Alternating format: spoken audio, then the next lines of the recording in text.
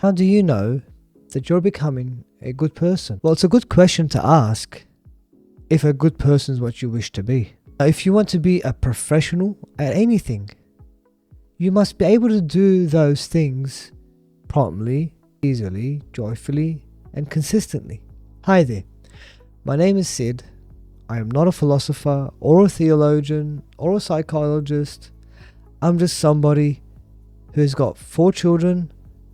I own a business, and I just want to share with you some of the things that I've learned that have helped me shape the person that I am and the person that I want to be. And I wish that it might help you also. There's 4 characteristics that I just mentioned. They are the characteristics of a habit. Any habit.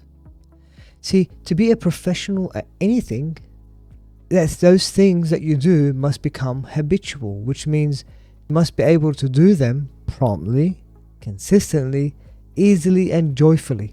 For example, a professional footballer. For him to go and exercise, to put in that work that needs to be done, he would do it promptly, consistently, joyfully, and easily. Now, if he doesn't do them with those 4 criterias, training doesn't come to him as second nature. And it's a problem for someone who wants to be a professional footballer. Now, I know for me, those things don't come easily for me at all. To go and play football and exercise every day, the way they do especially. But if you do wish to become good at something, which in this case, we want to be good at being virtuous. If you've missed the previous episode, the 4 cardinal virtues are prudence, which is wisdom, justice, which means giving what is due to every person, and the third one is courage, and the fourth one is temperance, which is self-control. So for us to be virtuous people, a professional virtuous person, then we have to put in these habits in place. And the way we do that, we judge whether we are doing them promptly. Promptly means you do them automatically. It's not hard for you to do them. When things come up, you just get it done. You do the right thing straight away. Consistently means you do it all the time. So it's not a one-off thing that you do. A professional footballer doesn't put in a hard days of training once a week or once a month. No, they do it every day, consistently. And also a professional footballer doesn't go to training and it's very hard for him just to get out of bed and to go into the training room and do whatever training they need to do. It's actually pretty easy for them to do it. They get out of bed, they get ready, they get stuck straight into it. You sense that they actually enjoy what they're doing. It's very common you hear professionals say that I love what I do. I love my job. I love playing football. I love being a gymnast, wherever it might be. Because for them to get to that next level, they must really enjoy it. This is where joy comes in. So if you do the right things and the good things with these 4 criteria, that's amazing. But I know for me anyway, and for most of us, it doesn't work that way. And for us to be able to achieve being a virtuous person and do things with these 4 criteria, there are 3 practical steps that you can take towards building those habits. First one is educate yourself. Learn about the thing that you want to master. Learn about the thing that you want to become professional at. How can you become a professional footballer if you don't even know how to play football? How can you become a professional gymnast if you don't even know what gymnastics is about and all the exercises that are involved? The way you educate yourself, like anything else, you do it by reading books, watching videos, listening to podcasts, but most of all, surrounding yourself with people who have done it before, with people whom you think have achieved that status that you wish to become.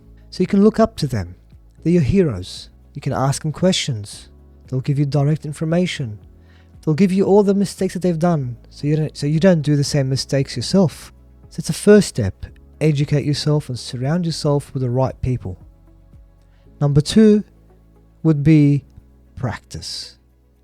I've never met a professional in anything that has not put in thousands and thousands of repetitions to be able to do those things habitually, automatically. But I've also spoken to some and they've mentioned practice for the sake of practice is not enough. You must practice with intention. So a professional footballer would practice with the intention to become better football, to be able to kick the ball harder, more accurate, to be able to tackle better. Whatever it might be, that footballer can do it better. There's no point of doing an exercise just for the sake of exercise. Why are you doing those exercises? Why are you putting those repetitions in? And aim towards those goals. So for us in this situation, our goal is to become virtuous. So we must practice the virtues. And the third step, well, you have to leave it up to God. Because at the end of the day, the first two steps can only get you so far.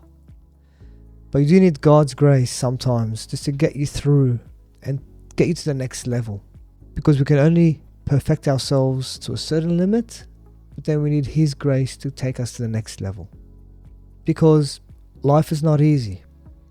There are many hardships that we experience. If you've lived more than a week, you know how hard things can be.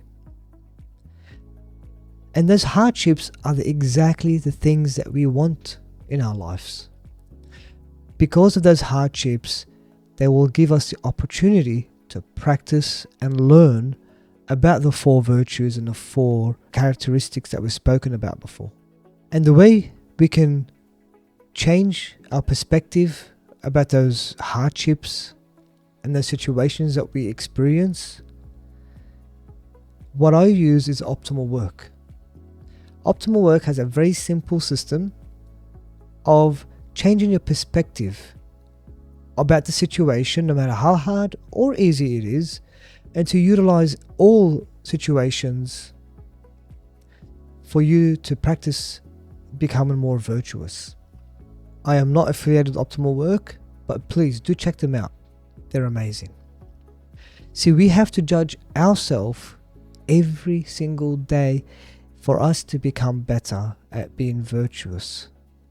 Just like a soccer player or a football player or any professional, they have to spend some time self-reflecting whether they are doing the right techniques, whether they've put enough effort in the training session, whether they are choosing the right things or the wrong things.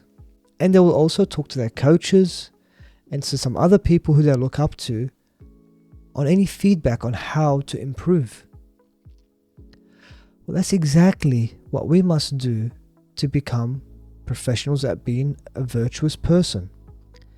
We have to spend some time reflecting whether we are doing things promptly, consistently, easily and joyfully, or whether it's all hard for us.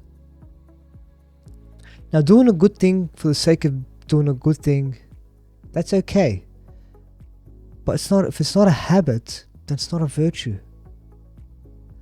See, I could appreciate and value not yelling at my children when they do something wrong.